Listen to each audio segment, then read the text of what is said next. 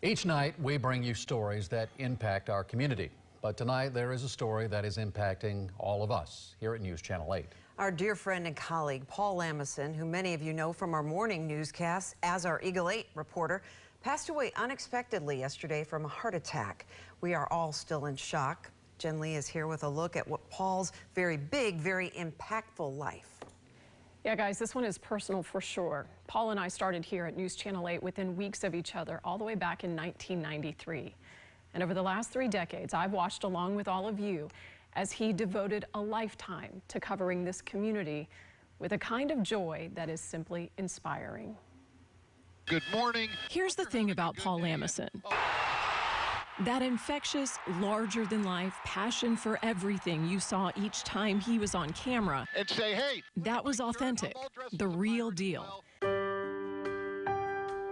From the time he arrived at News Channel 8 in 1993, sporting his Hawaiian shirts and Cheshire grin, he established himself as the consummate photojournalist, devoted to the kind of storytelling that really meant something.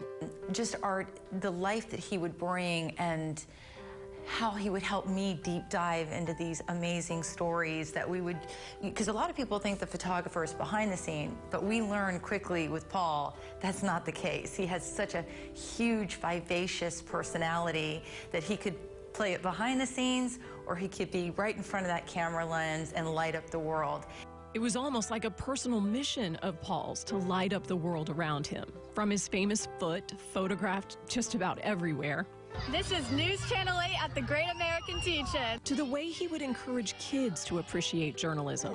So we take off from Davis Islands. Paul was one of those rare people who lived big and brought the rest of us along for the ride. Those of us who've known Paul Lamison for what feels like a lifetime are devastated to lose him so soon.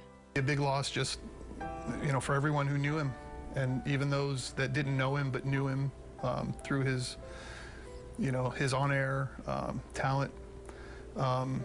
He's going to be missed. He was a light. Paul was just good people. Good, funny, just good people. And my heart goes out to Nerissa and the girls. Paul's cherished family, his wife Nerissa and their daughters, will bear the heaviest burden of his loss. But they too will tell you that joy, that passion, that light will be Paul's lasting legacy.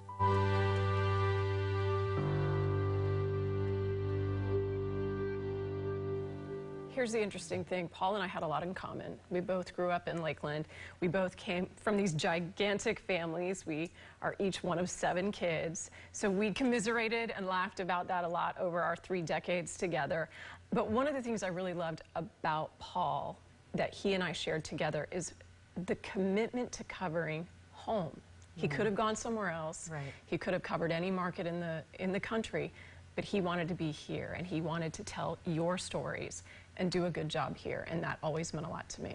I mean, I'm in shock outside of the loss, just thinking how we go forward as a station, because he was the heart of it here. He worked behind the scenes. He was the chief photographer. He was in the helicopter. He was always here. Yeah, Paul's a professional. Everybody liked him, and I know you at home, if you watched him on television, you sensed his great personality, his sense of humor, but he was devoted to his family, to his job, to you as a viewer, and we're going to miss him, but great job putting together some of those memories, and the phones have been lit up around here. Thank you for your condolences, and we pass them along. Yes. Yeah. He just threw out that Ray's first pitch, and that is loved every second. A wonderful memory for him. Brett Phillips tweeted his condolences as well, which would just mean the world. I retweeted that. That was pretty nice. Thanks, guys.